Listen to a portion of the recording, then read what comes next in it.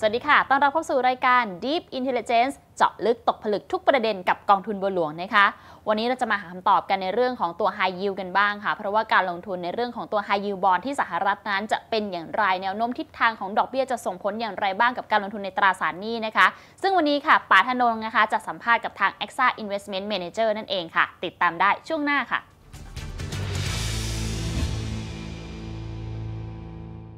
Pepper, unlike investors in North Asia who are more sophisticated,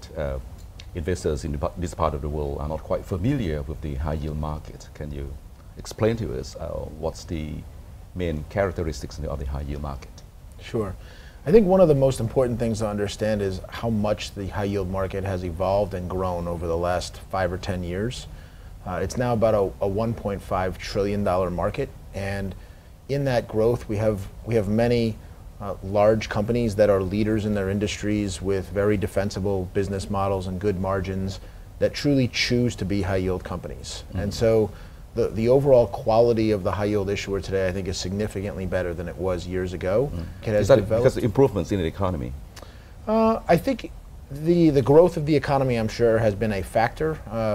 But I think it's also as the depth of the market has increased, the transparency and the liquidity of the market has improved, companies feel very comfortable with their access to capital in high yield, and they feel that they can operate more effectively with some leverage on their balance sheet. So it really is a conscientious choice for a lot of companies to be high yield companies. So what's the average growth, of this industry,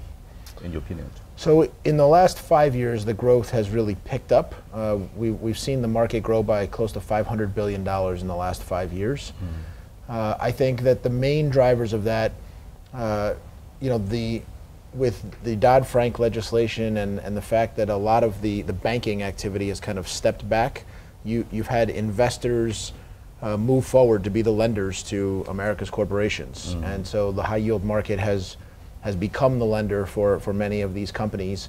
You also have had a huge energy boom in the US, so a lot of the growth in the market has been a result of energy companies looking to finance their capital expenditures in the high yield bond market. So why should investors have the high yield products in their portfolios? So I think what high yield offers is an attractive risk return profile. I mean, it's outperformed equities over the last 15 years. It certainly has outperformed other types of fixed income during that time period as well. And when you compare it to the equity market, which I think is appropriate because the correlation with equities is quite high, but the returns are better and the volatility is lower. So often I talk to investors about using high yield in their portfolio as an alternative to equity investing. And I think that's particularly relevant today, given how lofty I think equity valuations are. I would rather earn my kind of mid to high single digit return via a coupon in the high yield market rather than taking all of the market risk associated with an equity investment today. So in your opinion, the equity market is more volatile than Certainly, the fixed income or in the high yield market? Yeah, it certainly has proven to be historically. Yeah. I see. Which sector are you most positive on? You have the energy sectors, you have telecoms, you have financials, and you have retails, quite a broad spectrum of issuers in the market. The market is broadly diversified. I mean, the largest sectors in the high yield market are energy, telecom, healthcare. Telecom has been a big source of outperformance for us so far this year, as has healthcare. Whereas energy is something that we've been a little bit more cautious on. You've really seen a bifurcation in the energy market where companies that can profitably produce at $45 a barrel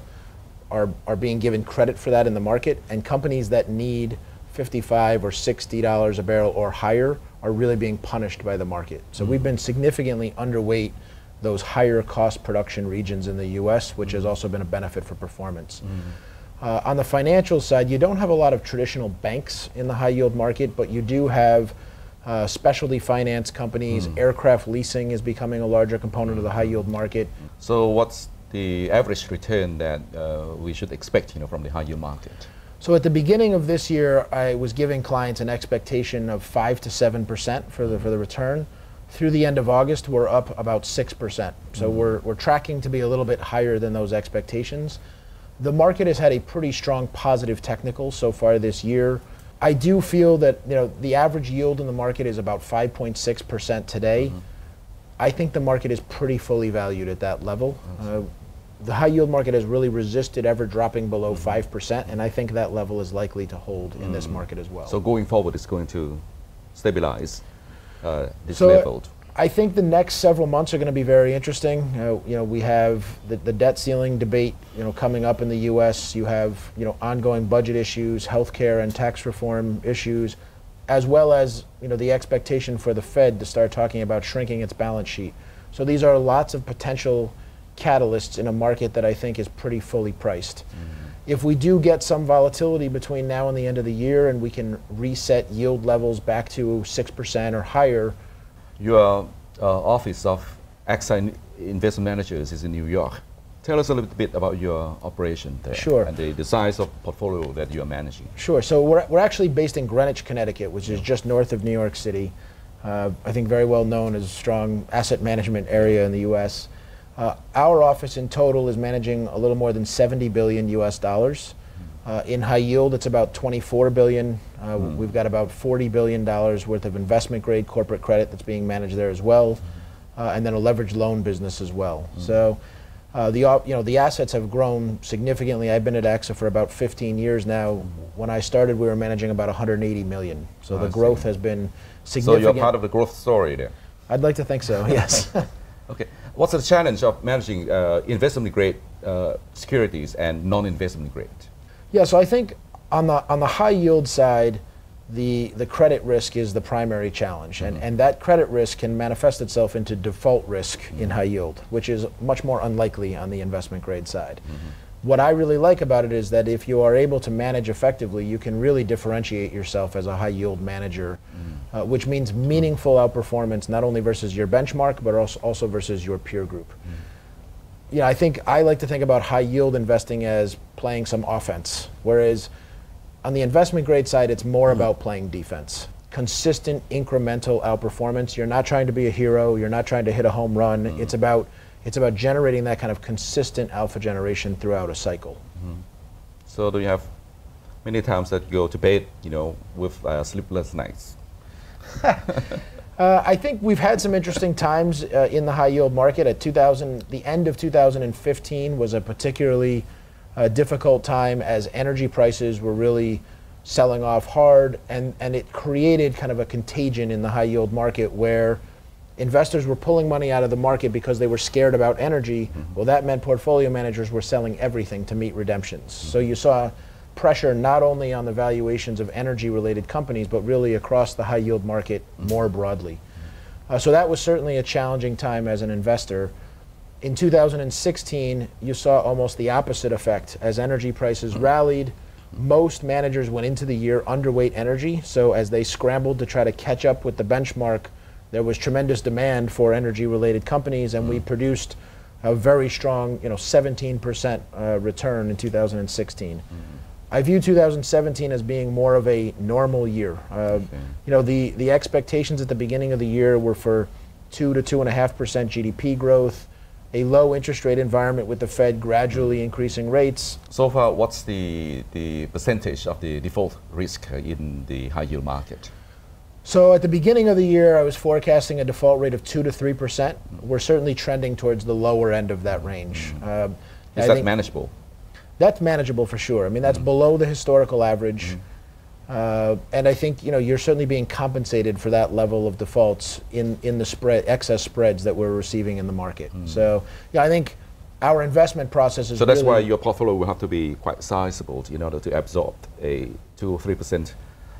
default risk. Right, so I think we want to run a diversified portfolio. We typically will run a portfolio with somewhere between 200 and 300 names. And, in our core high yield strategy, in over 15 years, we've had only 5 defaults in the portfolio. So it's really managing that credit risk as you're originally selecting the names, but probably equally as important as you progress through your investment. If the company is not performing to expectations, you have to have a pretty fast sell trigger so that you're not riding things down, towards default. And I think we've done a good job. When the circumstances change, when the data changes, we change our investment thesis and we sell the position. So you must have a lot of staff or analysts staying on the ground, visiting companies and looking through their balance sheets or cash flow and the management, quality of the management. Yeah, I think one of the benefits of managing a lot of assets is that we have the luxury of having quite a large team, and so we have 14 people on our team that are analyzing corporate credit fundamentals. We do believe that meeting with management teams is a big part of the process.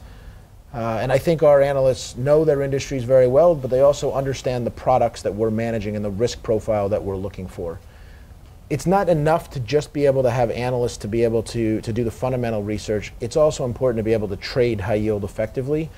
And we have 4 dedicated high yield traders on our team, which is more than most managers are going to have. We have a high level of natural turnover in our products that we need to be able to manage effectively. Then we also obviously want to be able to manage, the inflows and outflows that we're getting. I'd rather have too much trading capacity than not enough, and I think we've really appropriately built the team in that way. Is the market very liquid? It has certainly become more liquid, and I think there's been a lot of discussion about this. Wall Street firms have certainly pulled back on the amount of balance sheet that they're willing to commit to market-making activity. But at the same time, the pricing transparency in the market has really improved as a result of really all securities now being included on the TRACE reporting system. So this is a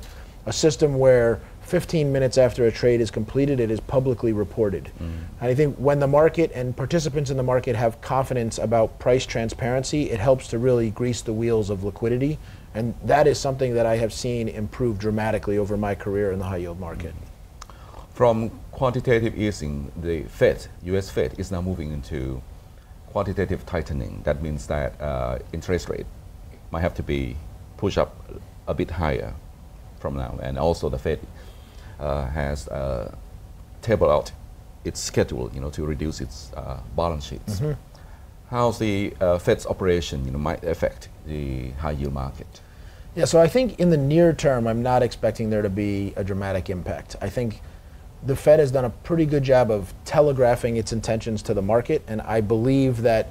a gradual reduction of the Fed's balance sheet is priced into today's market. I think the Fed is likely to take a very cautious stance here. A gradual approach. A gradual approach, because the quantitative easing that we saw has been unprecedented, and the unwind of that is unprecedented as well. So I think the Fed, they think that they know what the implications are going to be, but I think they want to see it in practice. I think this is likely to be a very slow and gradual process. And to the extent they're successful in doing that, I don't think it's going to have a huge impact on the markets. Apart from all the risk, do you think that President Trump is another risk in the financial markets? Risk that he might be subject to an impeachment, or he might not last, the full 4-year term? I think in general, the policies that President Trump has talked about getting done have been viewed positively by the markets. Tax reform, infrastructure spending, deregulation of financial markets is broadly looked upon as being a positive thing. Unfortunately, he hasn't been that successful in implementing any of these policies yet. So that remains to be seen. He's got so many distractions. Yes, I think the headline risk or the event risk around Donald Trump is certainly higher than the market has been used to be dealing with. Thank you very much for a very fruitful discussion. Thank you very much. Thank you. Pleasure.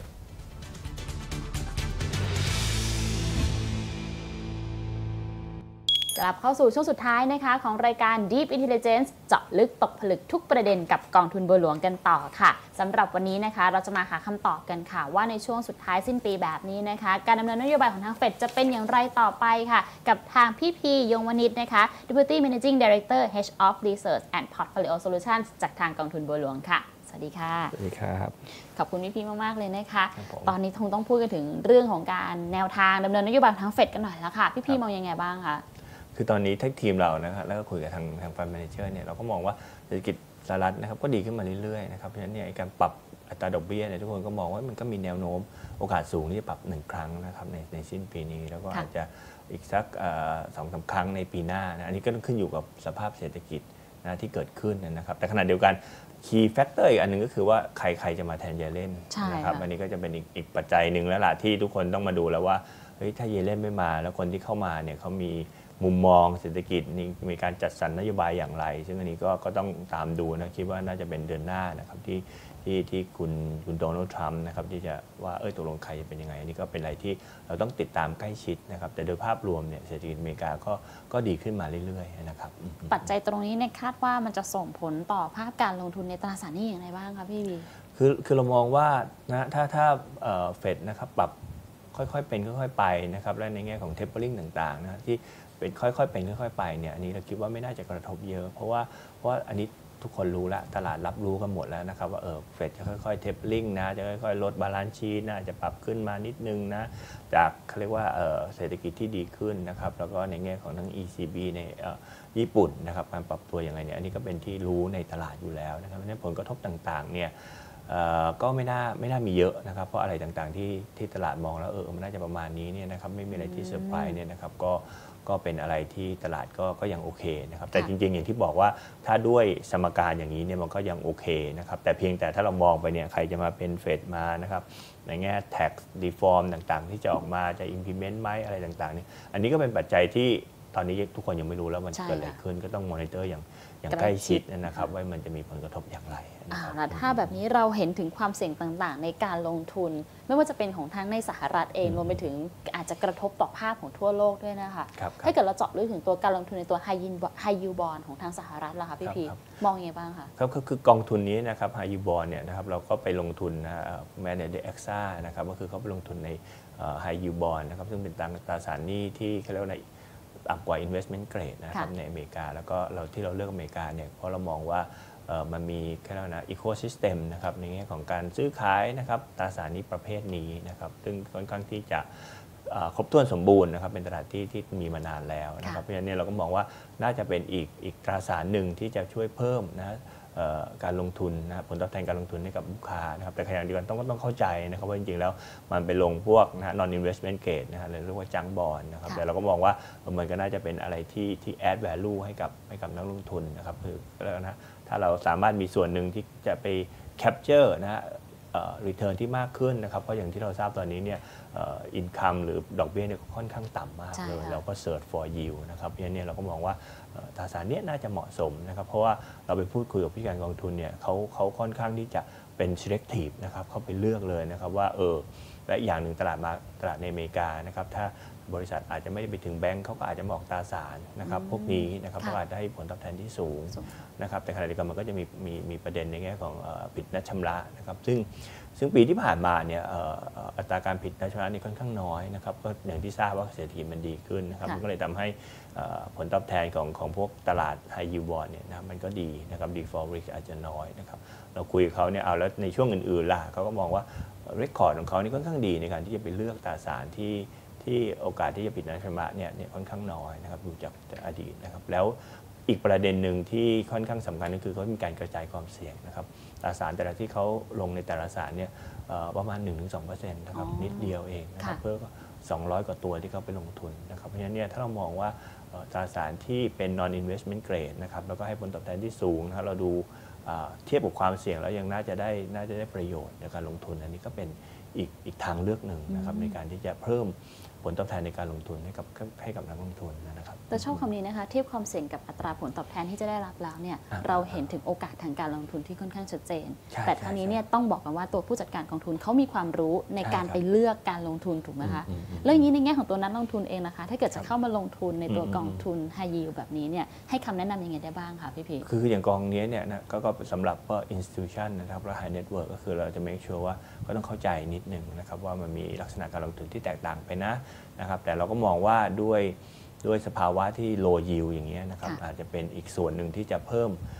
ผลตอบแทนในการลงทุนให้กับนักลงทุนถ้าเข้าใจนะครับแล้วอาจจะจัดส่วนหนึ่งนะของเงินนะครับมาลงทุนในตราสารตัวนี้นะครับกลุ่มนี้เพราะว่าจากในอดีตที่ผ่านมาเนี่ยผลตอบแทนก็โอเคนะครับเปรียบเทียบความเสี่ยงแล้วก็อย่างที่บอกมาอยู่ในตลาดที่มาชัวร์แล้วนะครับว่าทุกคนอาจจะฟังแล้ว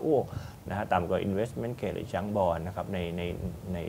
ตลาดที่พัฒนาแล้วมันก็จะมีวิธีการจัดการของเขานะครับแล้วก็ให้ผลตอบแทนที่สูงขึ้นนะครับโดยเทียบกับความเสี่ยงแล้วนะครับเพราะฉะนั้นก็ลองดูแล้วกันนะครับว่าถ้าคุณเข้าใจแล้วก็อยากจะมีส่วนที่เพิ่มนะฮะผลตอบแทนในการลงทุนนะครับก็เป็นอีกกองทุนที่น่าสนใจ นะครับแต่ว่าผลิตภัณฑ์ทางการเงินที่ออกมาหลากหลายแบบนี้เรามีโอกาสมีทางเลือกให้ได้เลือกมากยิ่งขึ้นก็เป็นโอกาสของนักลงทุนไปแล้วกันนะคะใช่เพราะอย่างกองนี้เนี่ยเรามี2ส่วนนะครับไม่ใช่2ส่วนเป็น2กองทุนนะกองทุนหนึ่ง hedge ในแง่ของค่าเงินนะครับอีกกองทุนเนี่ยปล่อยฟรีเลยนะครับซึ่งเราคุยกับลูกค้าบางคนว่าฉันมีเงินจะไปมีเงินส่วนหนึ่งจะส่งลูกไปเรียนเมืองนอกก็อาจจะปล่อยอันเฮดไปเลยนะครับก็ต้องศึกษาให้ดูว่ามันเหมาะสมกับเราไหมนะครับได้ค่ะวันนี้ขอบคุณน้องพี่พีมากๆเลยนะคะขอบคุณค่ะขอบคุณครับผลิตภัณฑ์ทางการเงินมีหลากหลายค่ะขึ้นอยู่กับตัวเราว่าจะเลือกใช้แบบไหนให้เหมาะสมกับวัตถุประสงค์นะคะสำหรับวันนี้เวลาของรายการ Deep Intelligence นะคะเจาะลึกตกผลึกทุกประเด็นกับกองทุนบัวหลวงหมดลงแล้วค่ะกระแตแล้วก็พี่พีรวมไปถึงทีมงานทุกคนต้องขอลาไปก่อนนะคะสวัสดีค่ะ